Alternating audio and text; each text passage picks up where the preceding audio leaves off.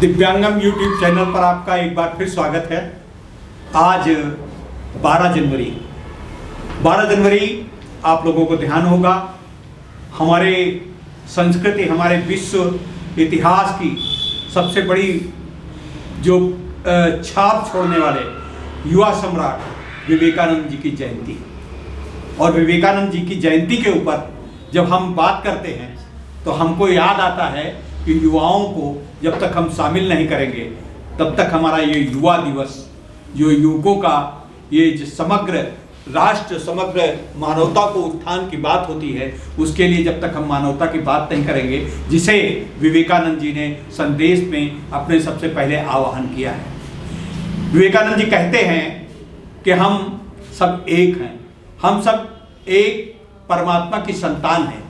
हमें एक साथ होकर के युवाओं को आगे बढ़ कर के एक दिशा, एक लक्ष्य तय करना होगा और उस लक्ष्य से हमको भटकना नहीं होगा। आइए हम मिलते हैं MSW की हमारी जो सबसे बड़ी जो समाज सेविका हैं मीता श्री जी से।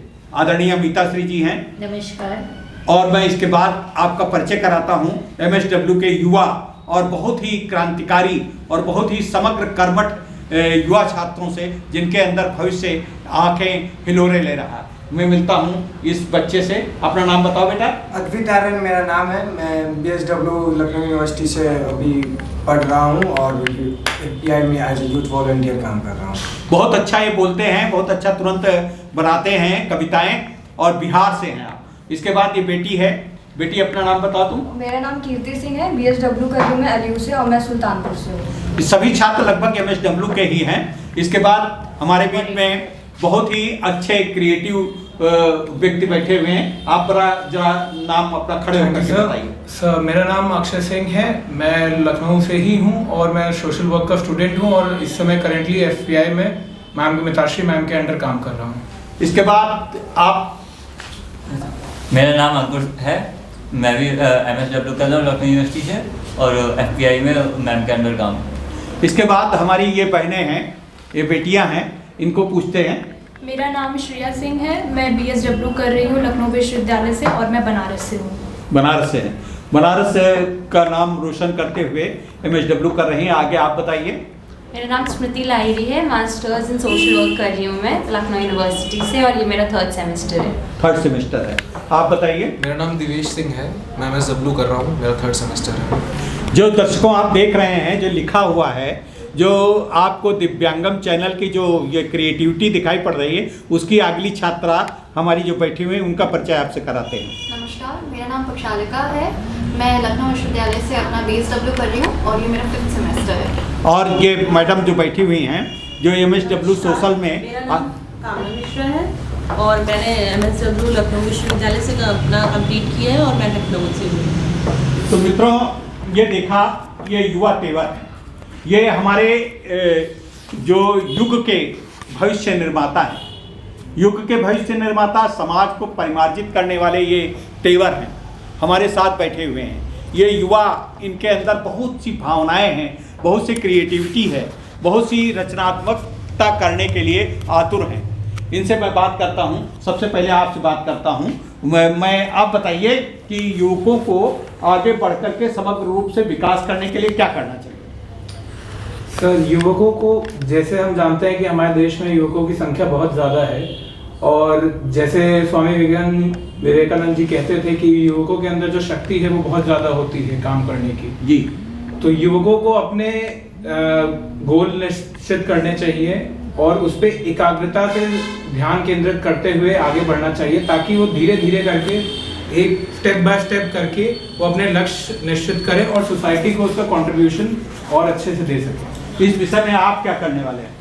सर, मैं करेंटली इस विषय में अपना डिग्री पूरी करने के बाद मैं बच्चों की और महिलाओं के संबंध में जितने भी इशू हैं, सोशल इश्यूज हैं, उन पे काम करना चाहता हूँ।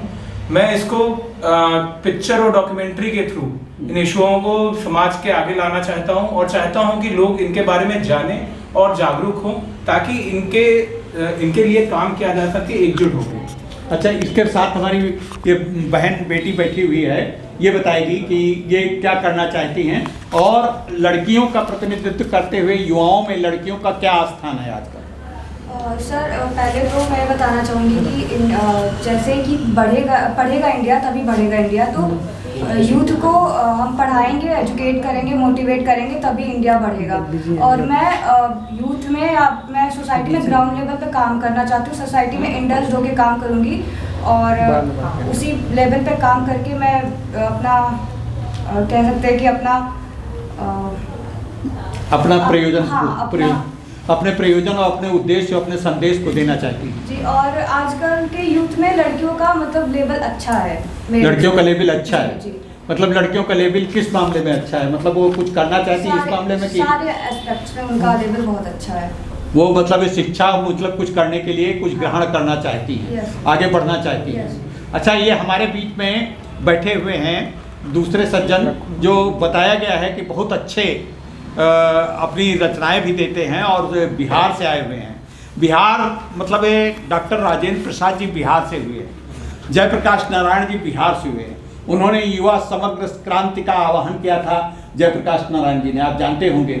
तो उसी बिहार से आए हुए मैं इनसे बात करना चाहता हूँ। आप बताइए कि हमारे युवा आगे चल के आगे आपके बिहार में बहुत से ऐसा सुना है, प्राय सुनने में आता है कि लड़के वहाँ के बड़े प्रतियोगिता की तैयारी करते लेकिन बाद में वो IAS बनने का ख्वाब देखा करते, बाद में वो आकर के क्लर्क की नौकरी करने लगते हैं। तो ऐसा क्यों है, उनके अंदर समग्र विकास का लक्ष्य क्यों नहीं आ पा रहा? ये देखिए, सभी चीज़ों सबसे पहली चीज़ तो होती है कि जैसे कि अगर कोई गांव में रह रहा है तो जैसे मेरे ही साथ ये है कि जैसे मेरे फैमिली लोग चाहते थे कि इंजीनियरिंग करो, लेकिन मेरा वो जोन नहीं है, मेरा उधर कोई एक्सपर्टीज़ नहीं है कि मुझे वो जाना है। मैं फिजिक्स केमिस्ट्री मैथ से 12th किया हूँ, तो वो चीज़ हो जाती है ना। जैसे मुझे रैप लिखता हूँ, खुद का राइटिंग स्किल है, फोटोग्राफी में स्किल है, तो मुझे एज ए कैरियर उधर दिखता है कि मैं वहाँ क्या कर सकता हूँ। तो कहीं ना कहीं इसके बीच में प्रेशर आ जाती है गार्जियन की कि हाँ तुम्हें IAS करना है, तुम्हें इंजीनियरिंग करनी है। तो बच्चा इंजीनियरिंग प्रेशर में ले तो लेता है, करने के लिए एडमिशन ले लिया, 1 साल 2 साल पैसा भी बर्बाद, टाइम भी बर्बाद, बच्चा से हो ही नहीं पा रहा, वो छोड़ के वापस आ जा रहा है। तो सबसे कहीं ना कहीं गार्जियन को भी ये चीज़ समझना पड़ेगा कि बच्चा की जो स्ट्रेंथ पावर है वो उस लाइन में ही जाए। तो अभिरुचि और क्षमता का निर्धारण गार्जियन को करना चाहिए और उसको स्वतंत्र अपना निर्णय लेने के लिए, उद्देश्य चयन, भविष्य चयन करने के लिए उसको अवसर देना प्रदान करना चाहिए। अच्छा, आप लिखते भी हैं, लिखने में आपका मुख्य रूप से क्या उद्देश्य रहता है, किस प्रकार से आज के विषय में आप कुछ बता सकते हैं? हाँ, मैं कुछ थोड़ा बहुत अपनी मतलब कि मेरा ये जोन नहीं है, मेरी कोशिश हमेशा मतलब कभी कभार ही लिख पाता हूँ सोशल मैसेज या यूथ पे। तो कल मिताश्री मैम ने मुझे बताया कि ऐसी बात है, तो उस पर मतलब कि नेशनल यूथ डे से रिलेटेड कुछ लिखने के लिए, तो मैं कोशिश किया हूँ लिखने की कुछ पंक्तियाँ, तो मैं अपने रैप के थ्रू वो सुनाना चाहूँगा। स्वागत है, स्वागत। इस बीच में मैं सुप्रिया मैम का विशेष रूप से अपने इस आयोजन में स्वागत करता हूँ। आप बहुत ही विदुषी हैं और हम लोगों को आगे उनका संदेश मिलेगा। फिलहाल मैं जिनसे बात कर रहा हूँ उनसे राइम सुनना चाहूँगा। तो कुछ इस कदर है कि युवा शक्ति की शक्ति आंधी तूफान से भी तेज, चिंतन करते चिंता नहीं, लाते हम नया सोच नया नजरिया, करते हैं मेहनत पाते हैं लक्ष्य, बातें हैं लिखते लिखते ही सीखते, बदलूंगा दुनिया बदलूंगा सीन बन के आऊँगा मैं, जीन देश को करूँगा मैं ठीक, गाने बनाता करता मैं फील, प्यार से लिखता हूँ वर्ड्स का मीन, बस करता यकीन बस करता यकीन, जिंदगी एक दौड़ है ख्वाहिशों पे गौर है, दिल में है प्यार न करते गलत किसी पे वॉर, जैसे हैं सोचते वैसे ही बनते, सत्य की राह है चलते ही जा रहे, खुद पे करो विश्वास तभी भगवान पे होगा विश्वास, जितना करूंगा संघर्ष जीत का होगा उतना ही उत्कर्ष, आओ युवा हो जाओ आकर्ष, आओ युवा हो जाओ आकर्ष। क्या बात है, आओ युवा हो जाओ। तो मैं अब इस बीच में आगे बढ़ना चाहता हूँ आपसे, जरा इसको हरा वाले आगे लिख रखिएगा, हरा जिस पे दिखाई पड़ रहा हो। तो आप बताइए कि युवाओं के विषय में जो दिशा निर्देश तैयार हैं आजकल, जो समाज के द्वारा थोपे हुए दिशा निर्देश हैं कि बेटा ये न करो, ये करना चाहिए, इसके आगे बढ़ोगे तो ऐसा हो जाएगा, क्या इन दिशा निर्देशों को पालन न करना एक फैशन हो गया है? अभिभावकों को एक रेखा तय करने की, उनको स्वतंत्रता, उनकी जो मूलभूत अधिकार है उसको देना चाहिए कि नहीं देना चाहिए? सर बिल्कुल देना चाहिए, और यूथ को ऐसे सेक्टर्स मतलब उनको देखना चाहिए जहाँ पे मतलब अपॉर्चुनिटीज़ ज़्यादा हैं। इंजीनियरिंग, आईएएस, ये सब ऐसी चीज़ें हैं जो बहुत ही लिमिटेड हैं। मतलब सब नौकरी करना चाहेंगे तो नौकरी देगा कौन, मेन बात ये है। इसलिए यूथ को बहुत ही मतलब ये जो कन्वेंशनल फील्ड्स हैं उनसे हट के कुछ नए फील्ड्स बिल्कुल अडॉप्ट करना चाहिए, जो कि कर भी रहे हैं, जैसे एंटरप्रेन्योरशिप है आजकल, ये सब चीज़ें बहुत हैं। तो यूथ में बिल्कुल बदलाव है कि उन्हें अपने राइट्स चूज़ करने हैं, और वो देख भी रहे हैं इस तरीके से। और जो थोपने वाला बात है, तो मुझे तो नहीं लगता कि मुझे भी बचपन से बहुत चीज़ों का प्रेशर था, बट मैंने अपना खुद डिसीजन लिया है। तो यूथ को अपने ही इंटरेस्ट ही परस्यू करना चाहिए, मेरा ये कहना है। मतलब सकारात्मक कार्यों में अभिभावकों की बात माननी चाहिए, लेकिन अपना भी स्वतंत्र दृष्टिकोण स्थापित करने का प्रयास करना चाहिए। बिल्कुल। अच्छा, जैसे मतलब कुछ बातें हैं, जैसे आप कुछ आगे बढ़ के अपना काम करना चाहती, अब घर पे और परंपराओं से लगा कि अरे लड़की हो के ये काम कैसे करूँगी। कभी लड़की हवाई जहाज नहीं उड़ाती थी, कभी लड़की सेना में नायक बन के नहीं गई थी, कभी लड़की जो है ट्रेन रेलगाड़ी नहीं चलाती थी।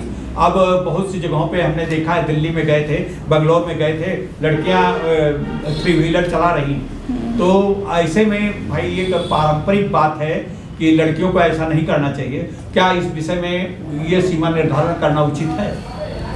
सर मैं तो बहुत ही सौभाग्यशाली हूँ कि मतलब मुझे मेरे अपने घर से कोई भी प्रेशर नहीं है कि मुझे क्या करना चाहिए क्या नहीं करना चाहिए। हाँ, लेकिन मुझे लगता है कि मिडिल क्लास फैमिलीज़ में या फिर सिटीज़ की बात करें तो गर्ल्स को ज़्यादा अपॉर्चुनिटी है कि मतलब वो क्या चूज़ कर पाएँ। लेकिन हाँ, ये भी बिल्कुल नकारना गलत होगा कि मतलब प्रेशर नहीं है चूज़ करने का। स्पेशली अगर हम विलेजेस में बात करें, वहाँ पे मोस्टली कन्वेंशनल जितना चीज़ें हैं, डिग्रीज़ है, वहीं लड़कियाँ लेती हैं, चाहे वो बीए हो चाहे एमए हो। फिर मैंने वहाँ के लड़कियों को कभी भी इंजीनियरिंग परस्यू करते हुए नहीं देखा। तो एक प्लीजिंग फैक्टर तो है ही बिल्कुल कि मतलब हाँ फैमिलीज़ के है।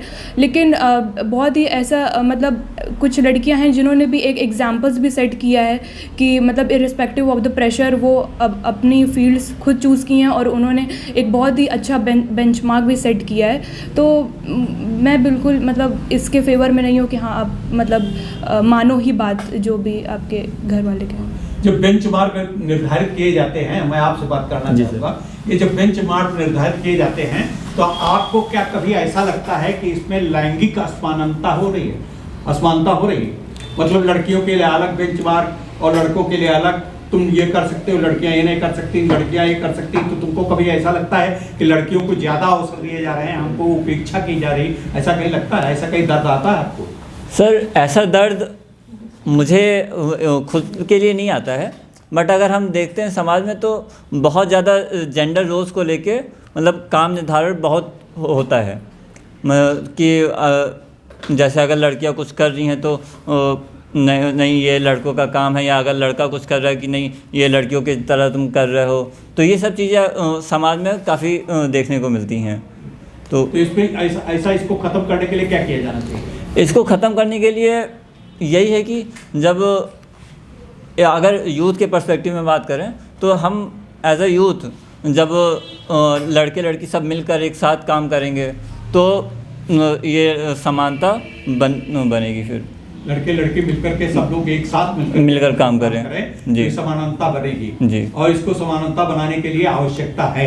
तो मैं ये बेटा जानना आपसे चाहूँगा, आपसे विशेषकर कि समानता को स्थापित करने के लिए समाज में ऐसा क्या बदलाव किया जाए जिससे युवा लड़के या लड़की दोनों मिलकर के देश का और समाज का और युग का परिप्रेक्ष्य आगे बढ़ा सके, निर्धारित कर सके।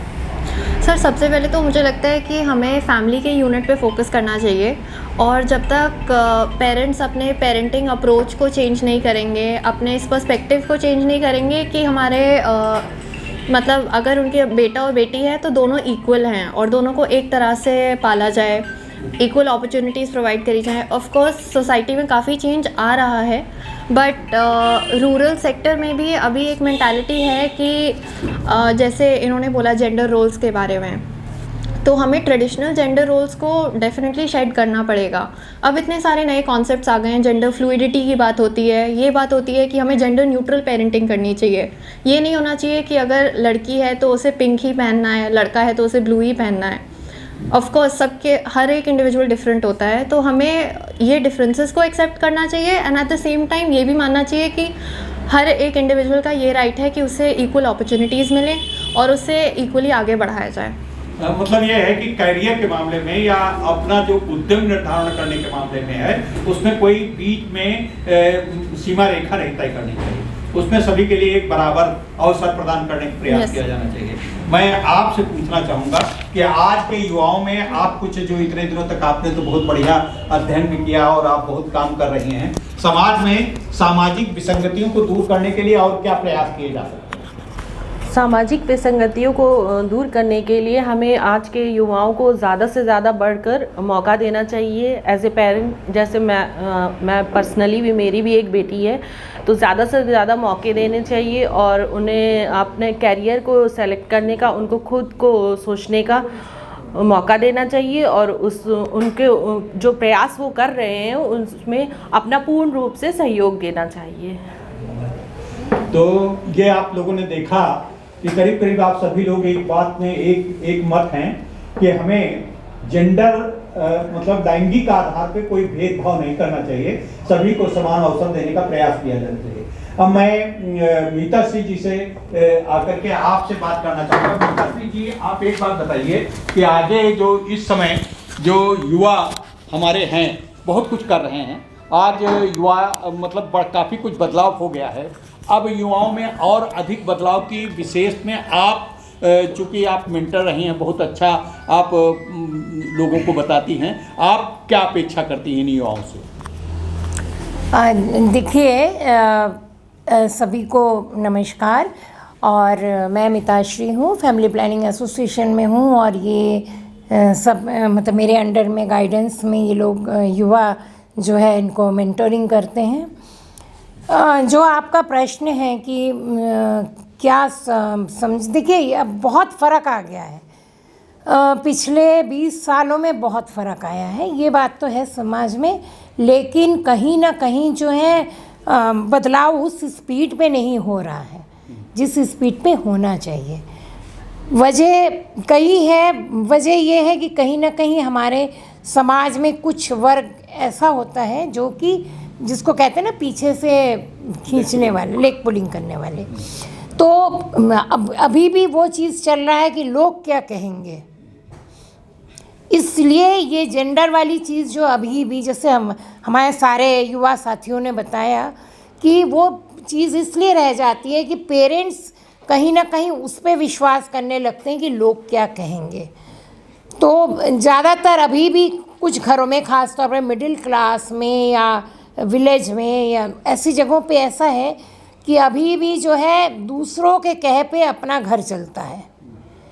तो वो अपॉर्चुनिटीज़ जो लड़कियों को मिलनी चाहिए वो पूरी तरह मिल नहीं पाती हैं। कहीं 100 में 10 लोग होते हैं जो उस तरह की अपॉर्चुनिटी देते हैं, बाकी लोगों का यही रहता है कि रवैया कि वो अपना थोपने वाली बात करते हैं।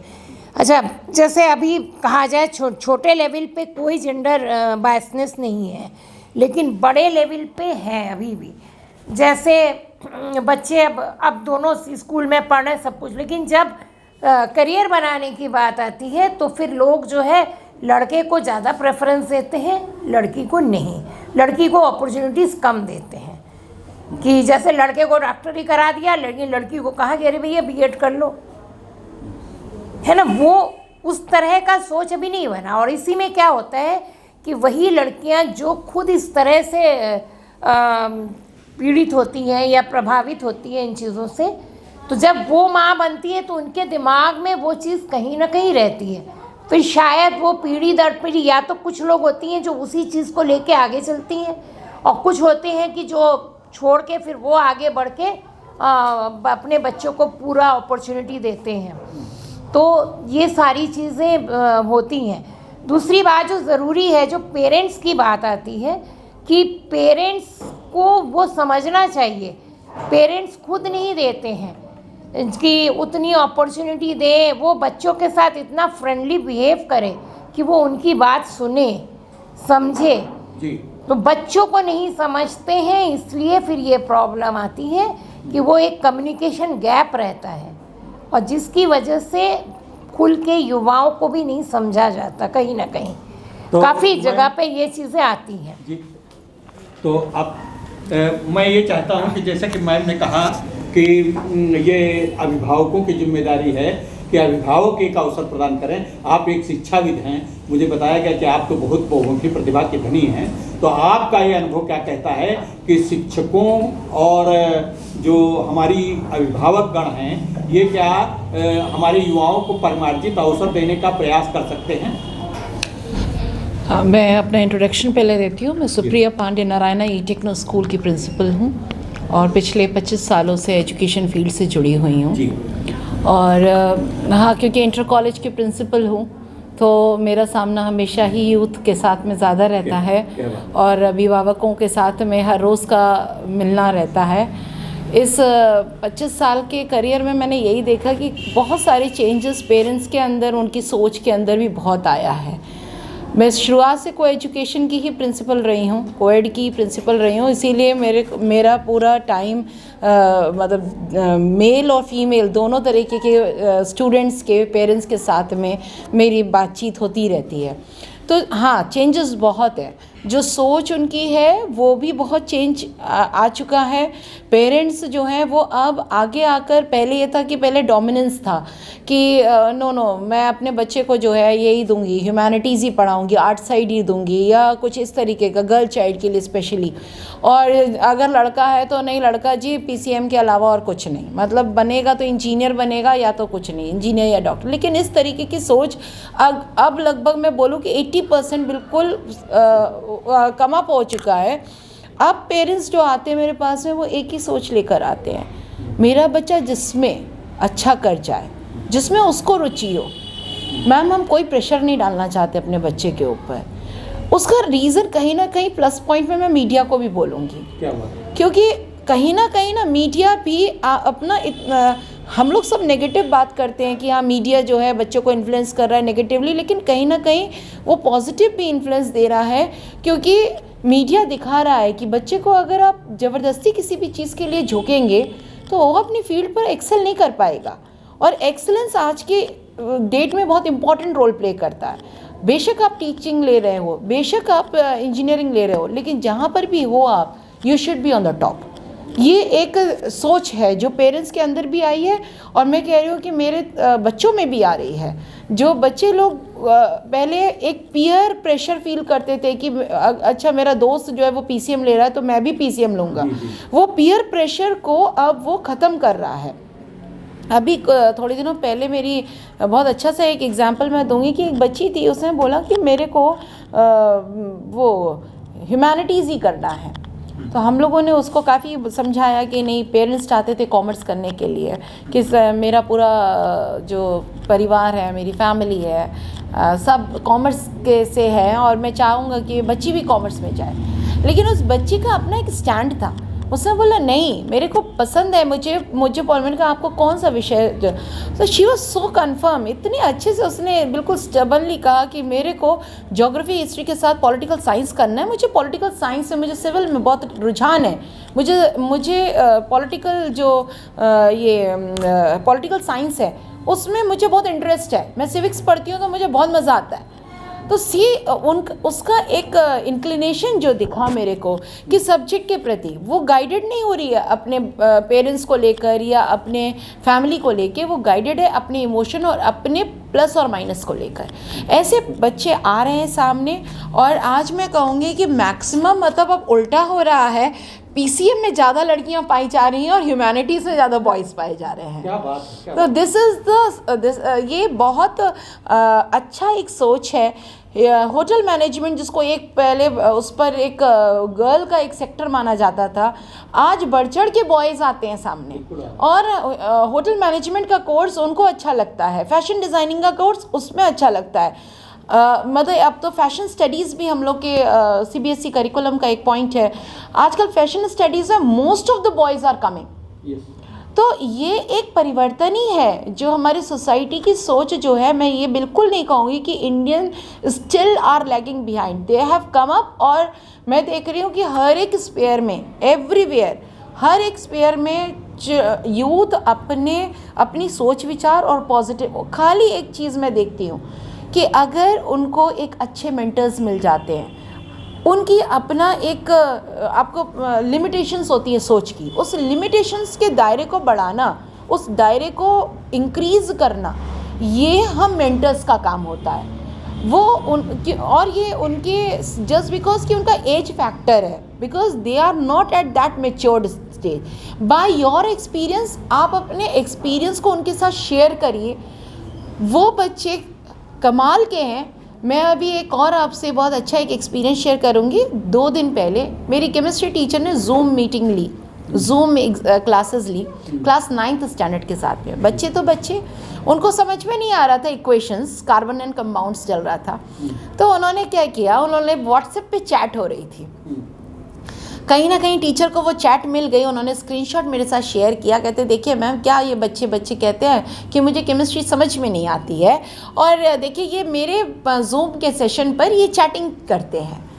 एक दिन बीत गया, दूसरे दिन कल मेरे पास वो 2 बेटियां आई, उन्होंने सॉरी बोला। मैंने बोला why you are saying sorry?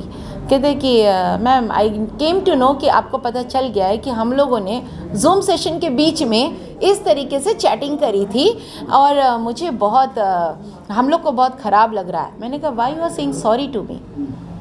तो कहते हैं कि नहीं हमें पता है, आपको पता है। देन आई टोल्ड देम कि नहीं बेटा, सॉरी हमें फील करना चाहिए। क्यों? तो मैंने कहा chemical equations, carbon and compounds जब आप पढ़ रहे थे तो वो टीचर स्क्रीन शेयर करके नहीं पढ़ा रही थी, वर्बली पढ़ा रही थी। आपको कैसे पता चलेगा कि फ़्लो कहाँ था? कहते आपने मैम ये समझ लिया? मैंने कहा बिल्कुल। तो ये हम में कमी थी कि हम आपको कंसंट्रेशन नहीं दे पाए। क्या बात है। तो this was they realise and then they said yes ma'am, actually जो कार्बन और कंपाउंड के वो जो रिएक्शंस बता रही थी ऑर्गेनिक में, वो हमें समझ में नहीं आ रहा था। और क्यों? क्योंकि वो ओरली वो चीज़ को बता रही थी, जबकि वो रिटन में जब तक हमें कैसे पता होगा किसी के और कितने तरीके से उसको अटैचमेंट है और किस तरीके से रिएक्शंस होंगे। तो तब मैंने ये बोला, लेकिन मैंने कहा तो फिर आपने अपनी पॉइंट्स को क्यों नहीं रखा? तो कहते क्योंकि मेरे को पता है कि few meritorious students will say that yes ma'am समझ में सब आ रहा है। तो इसी उसके लिए कि मेरिटोरियस स्टूडेंट कह देंगे हमें तो सब समझ में आ रहा है, तो teacher will not hear listen to us. मैंने कहा आप अपने लिए जी रहे हो कि उनके लिए जी रहे हो? थैंक यू, बहुत अच्छा आपने बताया। और देखिए बहुत अच्छा हमारा विचार विमर्श चल रहा है। एक फर्स्ट राउंड हो गया और हमारे पास केवल 15 मिनट बचे। 15 मिनट में मैं एक चाहता हूं कि आप लोग बड़ा स्किल के व्यक्ति हैं और MSW कर रहे हैं, तो अगर कोई अपना अतिरिक्त स्किल दिखाना चाहता है, जैसे गायन में या कविता में या कुछ कहानी में या जोक में या जो कुछ भी, लेकिन शालीन, तो उसमें आप सुना सकते हैं। इसमें मैं पहले एक बार आप सुना चुके हैं, एक बार आप और सुना दीजिए कुछ थोड़ा सा। खड़े हो जाइए और खड़े होकर के बताइए तो ज़रा और अच्छा लगेगा।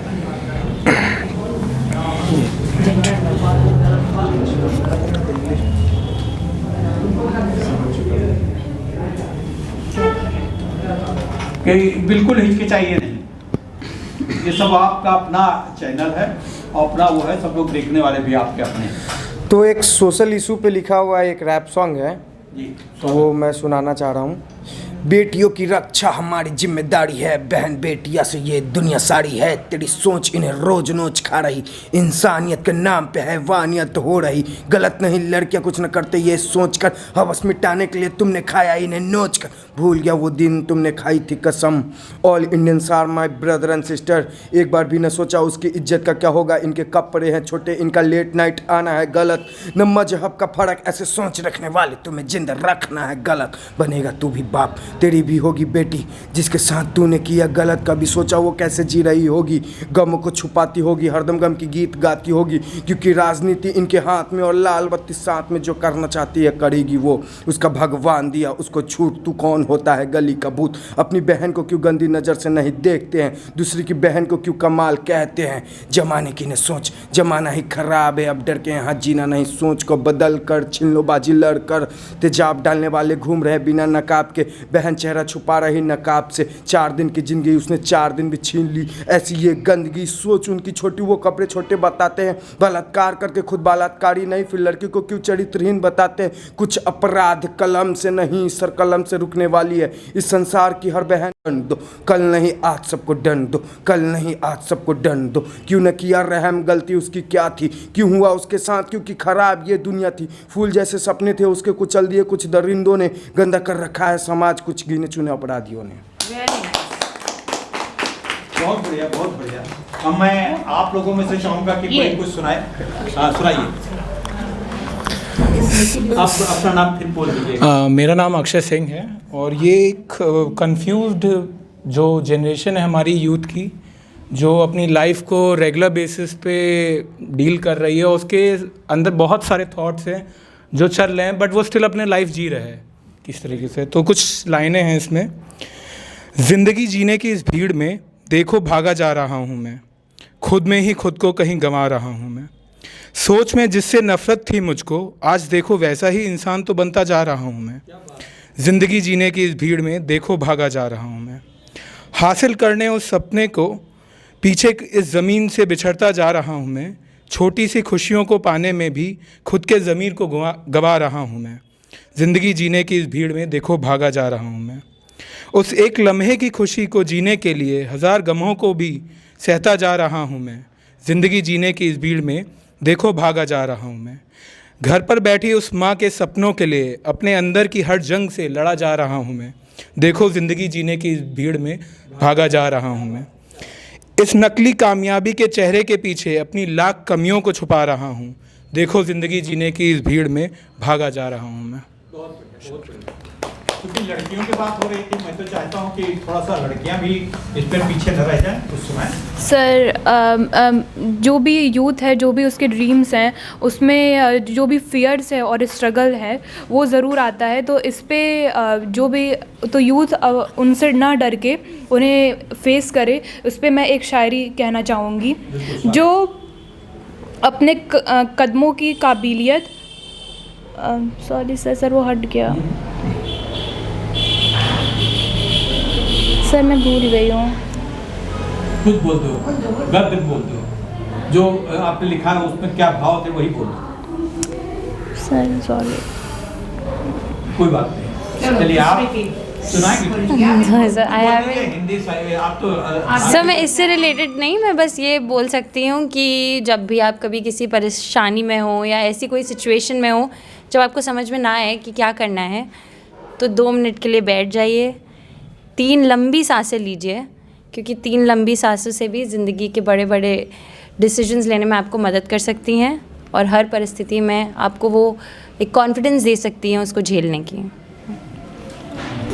हेलो, अच्छा कोई कविता सुना दे। जैसे आज विवेकानंद जी के जन्मदिवस के उपलक्ष्य पे एक कार्यक्रम है, वो दुनिया में भारत की संस्कृति को बढ़ाने के लिए अलग अलग योगदान देते रहते थे, अपने धर्म को भी। उसी तरह एक हमारे देश के कवि हैं डॉक्टर सुनील जोगी, उन्होंने भारत के इतिहास पे और भौगोलिक दृष्टिकोण और पूरे लोगों पे एक कविता लिखी हुई है, तो वो मैं उसके कुछ छंद सुनाता हूँ कि हम सीना ठोक के कहते हैं, आवाज़ लगाकर कहते हैं, हाथों में गीता रामायण कुरान उठाकर कहते हैं, जो चली आ रही सदियों से हम वो अनमोल कहानी हैं, दुनिया में सबसे सच्चे सबसे अच्छे हिंदुस्तानी हैं। हम ताजमहल की मीनारें पावन गंगा की धारा हैं, ख्वाजा नमाज की चादर हैं, अमृतसर का गुरुद्वारा हैं। हम हिंद महासागर का जल, हम हिमगिर की ऊंचाई हैं, हम भीमसेन जोशी का स्वर, बिस्मिल्लाह की शहनाई हैं। हम सूर्य देव का ज्योति कलश, शिव शंकर वाला डमरू हैं, जिन पर गिरधर नागर नाचे हम वो मीरा के घुंघरू हैं। हम मानसरोवर का पानी, हम कश्मीर की केसर हैं, हम रामेश्वर द्वारिकापुरी, हम राम सेतु के पत्थर हैं, हम शंकर से विस्पाई हैं, सागर मंथन के अमृत हैं, हम कल्प वृक्ष, हम नागमणि, हम कामधेनु अहरावत हैं, जिसमें श्री कृष्ण नहाते थे, हम वो यमुना का पानी हैं, दुनिया में सबसे सच्चे सबसे अच्छे हिंदुस्तानी हैं।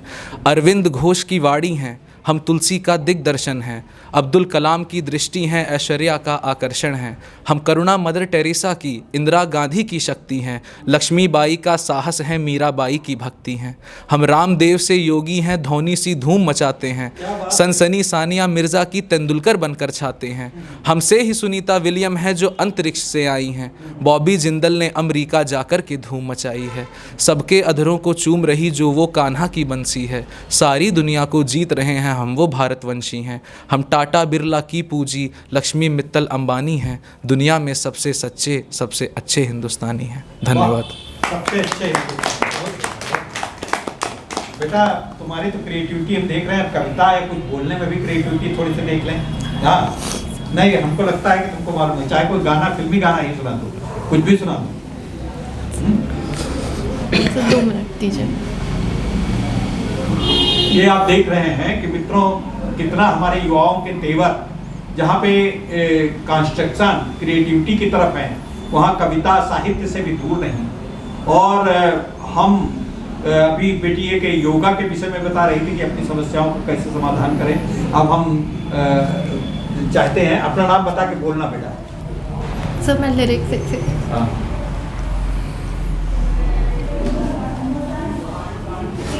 हम लोग जब भी चाहते का है और मैं कोक स्टूडियो का एक गाना महरम गाना चाहूँगी। इतनी करूँ मैं इल्तिजा साथ की चांद से, दिल भर के आहें थक गया, फिर भी ना रो पाए हम।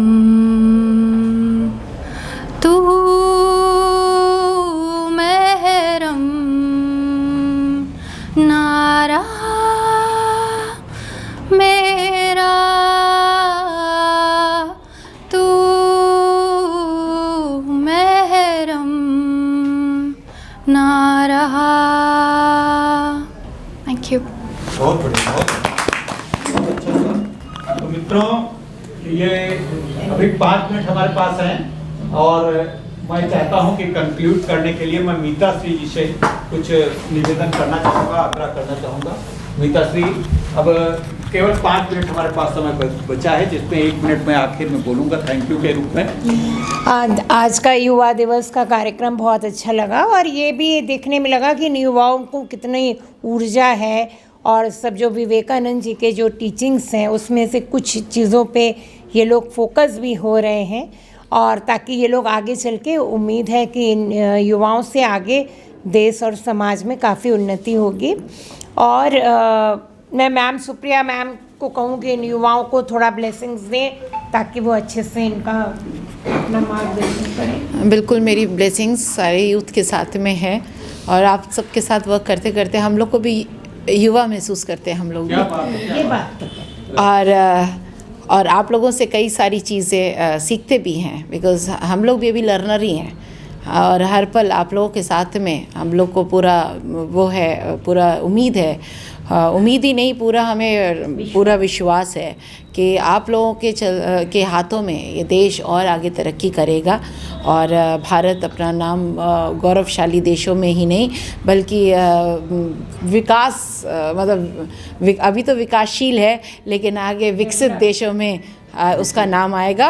और ये आप लोगों के साथ में हम लोग साथ साथ हमेशा एक साथ एक ही पथ, और जो कि विवेकानंद जी बोलते थे, वो रविंद्रनाथ टैगोर की वो एक पंक्ति बहुत अच्छे से गुनगुनाते थे जब उन्होंने अपना ICS का एग्ज़ाम को में जो 4th रैंक आई थी उसको भी ठुकरा कर अंग्रेज़ों का आ गए थे और अकेले ही चले थे और इसीलिए वो सिर्फ रविंद्रनाथ जी की वो पंखुड़ी जो जुदी तो डाक शुने कोई ना आशे तबे एकला चलो रे, और इसी पंक्तियों पर बेस होकर वो एक पहले भारतीय थे जिन्होंने हिटलर के साथ दोस्ती करके और पहले उन्होंने अपना पहला 4000 कैदी जो थे हिटलर के, वो सबसे पहले 4000 लोग थे जो आपका हिंदू जो उन्होंने एक आर्मी बनाई थी उसके फर्स्ट 4000 सोल्जर्स थे।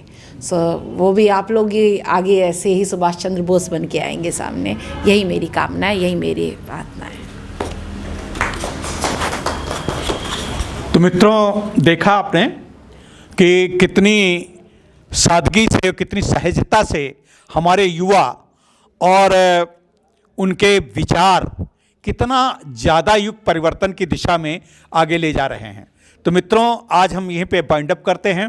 एक बात और आप लोगों से निवेदन करना चाहेंगे, आप लोग बता दें अपने परिवार में, अपने साथियों से कि जो दिव्यांग, ऐसे दिव्यांग जिनके दोनों हाथ कटे थे, उनका आधार कार्ड नहीं बन पा रहा था, जो नेत्रहीन थे और वो किसी कारणवश अपना आधार कार्ड नहीं बनवा पा रहे थे, उनके लिए एक कैंप रतन स्क्वायर में 16 और 17 तारीख को लग रहा है। मैं सभी दर्शकों से जो लखनऊ के इर्द गिर्द जिलों से भी हैं, उनसे भी आह्वान करता हूं कि अपने क्षेत्र के, अपने रिश्तेदारों के अगर कोई दिव्यांग ऐसा है जो छूट गया, चूँकि आधार आजकल बहुत आवश्यक चीज़ है, हर चीज़ में आधार की ज़रूरत पड़ती है, तो ऐसे दिव्यांग भी न छूटने पाएँ। इसके लिए हमारी जो यहाँ की कमिश्नर मैम हैं, रोशन जैकब मैम, उन्होंने बड़ा प्रयास करके ये कैंप लगवाया है। आप सभी लोग उसमें भाग लें। और आज का ये कार्यक्रम के लिए मैं मीताश्री मैम को और अपनी प्रधानाचार्य मैम सुप्रिया जी को बहुत बहुत धन्यवाद, बड़ा शुक्रिया कहता हूँ। यहाँ पे जितने युवा आए हैं इनको मैं आशीर्वाद देता हूँ। तुम ही बच्चों दिखाओ चल के, तुम इस देश के जो भविष्य हो। बस इसी के साथ नमस्कार, फिर मिलते हैं किसी अगले कार्यक्रम में। धन्यवाद।